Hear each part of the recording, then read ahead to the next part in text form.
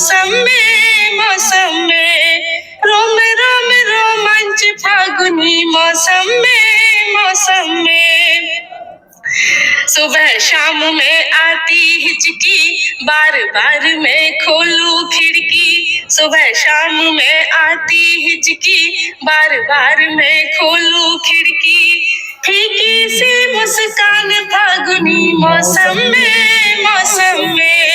रोम रोम रोमांच फागुनी मौसम में। इसमें 365 दिन में हमें क्या खाना क्या नहीं खाना, तो ये सारी चीजें इनकी लिखी हुई हैं। तो मैं एक जो पढ़ के बता रहा हूँ। स्वागत भैया। तो 100 पग चले खाए कै जोई तासो वैद न पूछे कोई। मतलब खाने के बाद 100 कदम चलना चाहिए तो उसको कोई बीमारी नहीं होगी, न वैद के पास जाना पड़ेगा जी। 100 पग चल के करे उतान 8 सांस ताको फरमान। उतान का मतलब सोने से शायद नहीं, सीधा लेटना। उतान अच्छा आसन जो होता है। तो इसका मतलब हिंदी में लिखा भी है जो कविता है। तो पहले मैं बाद में बता रहा हूँ। 100 पग चले खाए कै जोई तासो वैद न पूछे कोई। 100 पग चल के करे उतान 8 सांस ताको फरमान। 16 सूधे 32 वाए तब रस बने अन्न जो खाए। तो इसका भावार्थ है, कवि कह रहे हैं कि जो भोजन करने के बाद 100 पग चलता है, 100 कदम चलता है, ऐसे व्यक्ति को वैद्य से कोई सलाह लेने की आवश्यकता नहीं पड़ती है। 100 पग चलने के पश्चात उत्तान पाद आसन में लेट जाएं और 8 सांस लें, फिर सीधी करवट लेकर 32 सांस लेने से किया गया समस्त भोजन रस में परिवर्तन होकर शरीर को ऊर्जा प्रदान करता है। तो और भी स्पष्ट करते हुए सर कह रहे हैं कि जो शाम का भोजन करने के पश्चात थोड़ा टहलना चाहिए। टहलने के पश्चात करे व समतल स्थान सख्त व पृथ्वी पर उत्तान पाद आसन की स्थिति में लेट जाना चाहिए और इसी स्थिति में 8 बार सांस लेनी चाहिए। फिर सीधी ओर करवट लेकर 16 बार सांस लेनी चाहिए। फिर बाईं ओर करवट लेकर 32 सांस लेना चाहिए। लाभ ये क्रिया गैस अम्लता बदहजमी अपच में लाभकारी है। सारांश। अच्छा विद्यासागर जी, एक चीज है, ये 16 और 8 की बात करिए, इस हिसाब से बच्चे करेंगे तो उनको गिनतियां भी याद हो जाएंगी भाई। सायंकालीन भोजन के बाद घूमने के बाद तान स्थिति में लेटकर 8 सांस, सीधी करवट लेकर 16 सांस, उल्टी करवट 32 सांस लेनी चाहिए। इससे शरीर स्वस्थ रहता है। तो देखिए, हमने तो सुना था कि जो खाने के बाद घूमना चाहिए, लेकिन ये नहीं था कितना कदम चलना चाहिए, ये नहीं था। तो आज मुझे पता चल गया कि कितना चलना चाहिए और लेटना कैसे चाहिए ये भी जरूरी है। तो इसमें ऐसी बहुत सारी बातें लिखी हुई। कितनी बातें सर लिखी है इसमें? ये किताब दोनों इसमें 100 के आसपास है। 100 के आसपास है ना। जो जीवन के सूत्र कितने हैं? जीवन के सूत्र 65। तो इसी तरह से है जो है। अच्छा विद्यासागर जी, आपको इतना लजीज नाश्ता सर ने कराया, पर्यावरण की दृष्टि से बड़ा शुद्ध नाश्ता कराया। पर्यावरण का दर्शन यही पे हो गया। आज हम सर का बहुत सारा समय भी लेने वाले हैं, तो हमें सर को कुछ देना भी चाहिए नहीं। तो एक किताब मैं सर को भेंट करता हूँ और एक आप अपनी तरफ से सर को भेंट कीजिएगा। सर ये पुस्तक आपको बैठे बैठे ले लो, फोटो भी ले लो। अगर ये आप भी सर को तो ये खाली चम्मच लगता है। ये चम्मच हम खाली इसलिए दे रहे हैं क्योंकि नाश्ता यहाँ। हाँ, तो सर को मैं भेंट कर रहा हूँ। आप भी हाथ लगा दीजिए। अब देखिए 100 साल जिएंगे आप। 100 साल ये सूत्र है। इधर आओ। और मैं इसको हर रोज बताऊंगा भी आपको जो है इसमें वीडियो में सभी के जो सूत्र हैं जीने के, जो कि इनका अपना अनुभव भी है इसमें सारा कुछ जो सारा है। तो ये बहुत काम आएगा हमारे जो है। तो ये सब मुझे दे रहे हैं, मैं इनको इस रख लेता हूँ मेरे पास। बैठिए। चलो बैठे भी, चलो यार ऊपर फिर धूप भी आ रही है। तो ये जो टेरिस गार्डन है जो है, इसमें जो ये सारा कुछ करने का कैसे आपके अंदर ये शौक ये जज्बा कैसे आया ये सारी चीजें?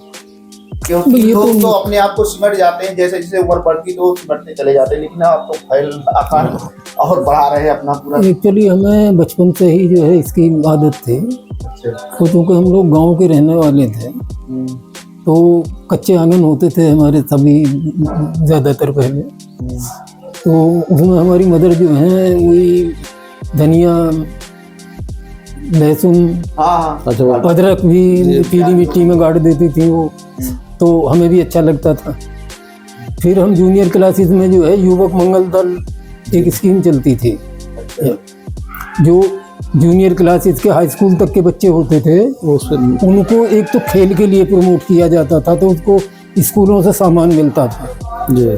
और जो एग्रीकल्चर से जुड़े हुए बच्चे थे उनको फ्री जो है पौध दी जाती थी ब्लॉक से। अच्छा, पेड़ पौधे दिए जाते थे। हाँ, पौध जो थी सब्जी के पौधे जी। वो फ्री दिए जाते थे युवक मंगल दल के बच्चों को। तो हम उसके सदस्य बने और जो रेट वगैरह गाँव के जो बाड़े होते थे, जो आसपास की ज़मीन होती थी, तो उसमें हम लोग जो है करते थे उसको। तो हमारा जो है उसमें ब्लॉक में हमें इनामी भी पुरस्कार भी मिला था जी। तो काफ़ी सब्जी हो जाती थी, 8-10 लड़के मिल करके जो है उस काम करते थे और बहुत सब्जी हो जाती थी। तो उससे लगा, फिर एग्रीकल्चर से पढ़े, मैंने एग्रीकल्चर पढ़ा था आपने? जी। हाँ, मैं MSc एग्रीकल्चर केमिस्ट्री से और साइंस से हूँ। अच्छा। तो मृदा विज्ञानी है एक तरह से। हाँ, मृदा विज्ञानी एक तरीके से मृदा विज्ञान है। तो उसमें फिर तो एग्रीकल्चर से जुड़े रहे और वो जहाँ हमारी जो सर्विस होती थी, मैं कोऑपरेटिव शुगर फैक्ट्री फेडरेशन में चीफ केन ऑफिसर से रिटायर हूँ। मुख्य गन्ना अधिकारी। हाँ, वो पूरी यूपी में ही होता था, उत्तराखंड यूपी उस वक्त तो करीब जो है मेरे जिले में भी रहे 25% जो है उत्तराखंड में मैं रहा हूँ, बाजपुर, रुद्रपुर जी। उस समय तो उत्तर प्रदेश और उत्तराखंड एक साथ ही होता था ना? उत्तर प्रदेश और उत्तराखंड इकट्ठा ही था। हाँ, इकट्ठा ही था। तो इसमें सहारनपुर में बहुत लंबी पोस्टिंग रही है, बदायूं में रही है मेरी, जो है शाहजहांपुर में रही है पोस्टिंग। तो वहाँ जो हमारे कैंपस में जो रेजिडेंस होते थे उनमें इतनी जगह होती थी, अच्छा। एग्रीकल्चर लैंड भी होती थी और वो अलग से जो है वो होता था, जो गार्डन होता था जो, तो उसको मेंटेन करने में भी, उसमें भी हमने जो है रीजनल अवार्ड लिया था एक बार। अच्छा। सहारनपुर में जो है। आपकी अभिरुचि लगातार आपके साथ चलती रही? हाँ, तो वो बराबर जो है चलता रहा। अब वो रिटायरमेंट के बाद तो फिर कोई काम ही नहीं रहा, तो वो सारे जो पौधे थे मेरे पास, बहुत पौधे रहते थे। हाँ, अब तो मैं समझता हूँ कि शायद 25% होंगे और वो उस तरह के पौधे हैं जी जी। जो हर हालत में डेवलप हो जाते हैं, गर्मी, सर्दी, बरसात, जो अपने को सरवाइव कर लेते हैं। हम लोग सामने समस्या होती है कि गर्मी में पौधे सूख जाते हैं, तो आज उसका हाँ, तो अब उसी तरह के पौधे जो है रखे हुए हैं। वरना जो वहाँ थे कैंपस में जो हम रहते थे, तो बहुत कॉस्टली और बहुत नायाब पौधे मेरे पास होते थे। अच्छा। हाँ, तो इस तरह रुचि बढ़ी और फिर रेगुलर अब खाली रहते हैं तो फिर उसमें जो है अच्छा भी लगता है, अब उससे थोड़ी वायु शुद्ध भी रहती है, अपना दिनचर्या भी पास होती है। और दिनचर्या भी जो है सही रहती है। अच्छा, लोग जो है एक सामाजिक जो दायरा है वो भी बढ़ता है, लोग मिलते जुलते रहते हैं उसी के बहाने से। जैसे अब आप ही आ गए, सौभाग्य की बात है कि उसी वजह से आई आपके शौक की वजह से कई लोग आ गए। बहुत यूट्यूबर्स ने काफी ने बनाई इसकी जो है।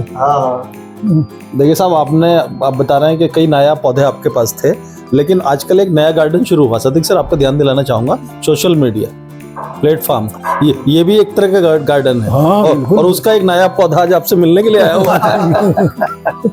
तो साथियों, अब गार्डन दिखाने चल रहे हैं ऊपर जो टेरिस गार्डन है।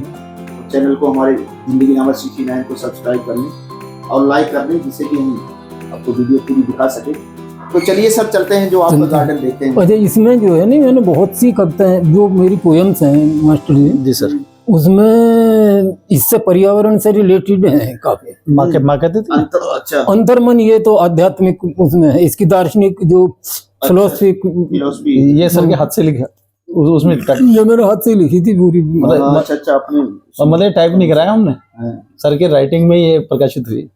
ये सब बात की एडवाइस से सब चलता रहता था मामला। अधिक सर के साथ इसमें आपकी वो है फॉरवर्डिंग है। फॉरवर्डिंग है मेरी। देखो अंतर मन से, और ये देखो सादिक सर के हाथ, बहुत सर के जो है हाथ से ही लिखा हुआ है। बहुत शानदार हैंड राइटिंग है सर की। शानदार है, ये कोई प्रिंट करा हुआ नहीं है। सागर सर मैं बताऊं, जब हम पुरस्कार देते हैं ना हिंदी गूंज में और वो प्रमाण पत्र बनवाते हैं तो सर की राइटिंग में वो लिखा जाता है आज भी, जरी कलम है सर, जरी कलम। इसमें बहुत वैसे है जो आध्यात्मिक ना, एक अपने अस्तित्व के ऊपर है। आप तो जो है नृत्य करते हैं ना, तो ओशो की एक पुस्तक ही है जी कि धर्म है नाचो, कि धर्म है नृत्य, उनकी पुस्तक का नाम है ये। हाँ, मतलब नाच वो खाली फिजिकल डांस के लिए नहीं कहते, वो आध्यात्मिक जो हमारी जो अंदर का जो नाच नृत्य तो असली वो भी है ना। तो वो ये कहते हैं कि जब हम बाहरी नृत्य करेंगे तो ऑटोमेटिकली नृत्य ही एक ऐसी चीज है कि हमारे जो मन है वो भी नाचने लगता है। तो ये तो बात है जो हाँ, ये तो बात है जो। इसलिए तो नाचते हैं। उससे जो है वो उसमें अध्यात्म और भौतिक दोनों जुड़े रहते हैं। तो ठीक है, अब चलते हैं जो कैरी गार्डन पर। भाई सर आप इधर आ जाओ, सादिक सर। तो ये देखिए जो है